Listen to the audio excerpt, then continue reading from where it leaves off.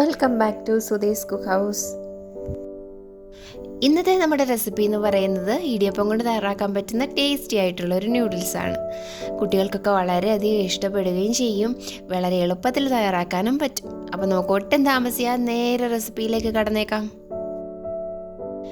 അപ്പം നമ്മുടെ നൂഡിൽസ് തയ്യാറാക്കാനായിട്ട് ഇവിടെ 2 ഇടിയപ്പമാണ് എടുത്തിരിക്കുന്നത്.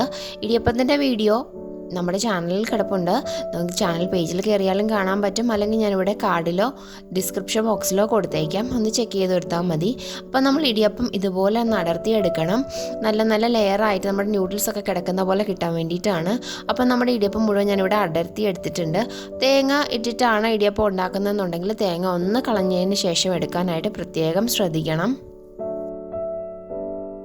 ഒരു പാൻ ചൂടാക്കുക, അതിലേക്ക് 1 ടേബിൾ സ്പൂൺ എണ്ണ ഒഴിച്ച് കൊടുക്കുന്നുണ്ട്. അപ്പോൾ ഞാൻ എടുത്തിരിക്കുന്നത് സൺഫ്ലവർ ഓയിലാണ്. അപ്പോൾ നിങ്ങളുടെ ടേസ്റ്റ് അനുസരിച്ച് ഏതെണ്ണ വേണമെങ്കിലും എടുക്കാവുന്നതാണ്. എണ്ണയൊന്ന് ചൂടായി കഴിയുമ്പോഴത്തേക്ക് അതിലേക്ക് ഒരു ചെറിയ കഷ്ണം ഇഞ്ചി ചതച്ചിട്ട് കൊടുക്കുക. അടുത്തതായിട്ട് ഒരു ചെറിയ സൈസ് സവോള, ഒരു മീഡിയം സൈസ് സവോള നമ്മൾ നീളത്തിൽ അരിഞ്ഞതാണ് ചേർത്ത് കൊടുക്കുന്നത്. അപ്പോൾ സവോളയും കൂടെ ചേർത്തതിന് ശേഷം നമ്മളൊന്ന് ഇളക്കി കൊടുക്കുക. ഒരുപാട് വഴളേണ്ട ആവശ്യമില്ല, ഒന്ന് വാടി കിട്ടിയാലും മതി. ഈ ഉള്ളി ഒന്ന് വാടി കിട്ടിയതിന് ശേഷമാണ് നമ്മൾ പച്ചക്കറികളൊക്കെ ഇട്ട് കൊടുക്കാനായിട്ട് പോകുന്നത്. ഉള്ളിയൊന്ന് വാടി വരുമ്പോഴത്തേക്ക് ഒരു പച്ചമുളക് നമ്മൾ കഷ്ണങ്ങളാക്കിയത് ചേർത്ത് കൊടുക്കുക. ഒരു ക്യാരറ്റ് നീളത്തിൽ അരിഞ്ഞതാണ് എടുത്തിരിക്കുന്നത്. ഒരു മീഡിയം സൈസ് വലുപ്പത്തിലുള്ള ക്യാരറ്റാണ് ഞാൻ എടുത്തിരിക്കുന്നത്. ഇനി അതുപോലെ തന്നെ ഒരു ക്യാപ്സിക്കത്തിൻ്റെ പകുതി നീളത്തിൽ അരിഞ്ഞതാണ് ചേർത്ത് കൊടുക്കുന്നത്. അടുത്തതായിട്ട് നമ്മൾ ക്യാബേജാണ് എടുത്തിരിക്കുന്നത്. ക്യാബേജും അതുപോലെ തന്നെ ഒരു ചെറിയ കഷ്ണം ക്യാബേജ്, നമുക്ക് അത്യാവശ്യം ഒരു പിടിയൊക്കെ കിട്ടുന്ന രീതിയിലുള്ള ക്യാബേജാണ്. അത് നീളത്തിൽ അരിഞ്ഞ് നമ്മൾ ചേർത്ത് കൊടുക്കുന്നുണ്ട്. പച്ചക്കറിയൊക്കെ നിങ്ങൾക്ക് ഇഷ്ടത്തിനനുസരിച്ച് ചേർത്ത് കൊടുക്കാവുന്നതാണ്. അപ്പം ഞാൻ ഇത്രയുമാണ് ഇവിടെ ചേർത്ത് കൊടുക്കുന്നത്. ഇനി ഇതെല്ലാം കൂടെ നമ്മളൊന്ന് ചേർത്ത് ഇളക്കി കൊടുക്കുക. ഇനി നമ്മൾ ഒരുപാട് വയളൊന്നും വേണ്ട.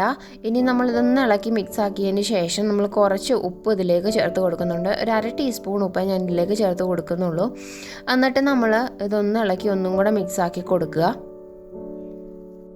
ഇനി ഇതിലേക്ക് കുറച്ച് കുരുമുളക് ചതച്ചതെന്ന് പറഞ്ഞു കഴിഞ്ഞാൽ ഒരുപാട് പൊടിയല്ല, കുറച്ച് തരിതരിയായിട്ടുള്ളതാണ് ചേർത്ത് കൊടുക്കുന്നത്. ഒരു 1/2 ടീസ്പൂണേ ചേർത്ത് കൊടുക്കുന്നുള്ളൂ. എന്തും കൂടെ ചേർത്തിട്ട് മിക്സ് ചെയ്തെടുക്കുക. അപ്പോൾ നമ്മുടെ പച്ചക്കറിയൊന്നും ഒരുപാട് വഴളേണ്ട ആവശ്യമില്ല, ഒന്ന് വാടി കിട്ടിയാലും മതി.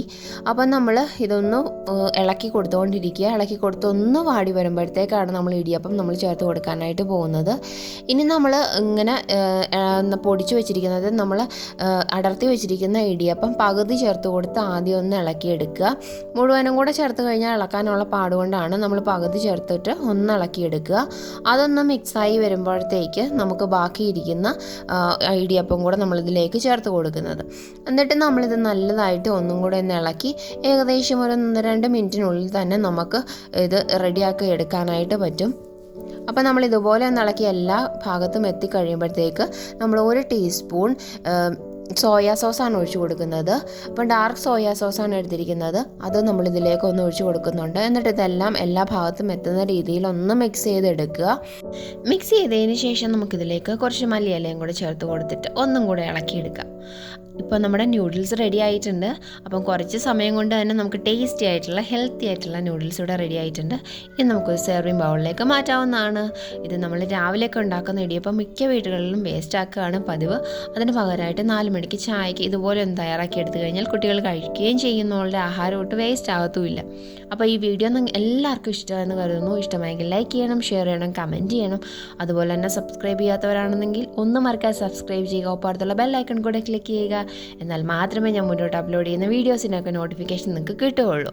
അപ്പോൾ നമുക്ക് മറ്റൊരു വീഡിയോയിൽ കാണാം. അതുവരേക്കും ബൈ.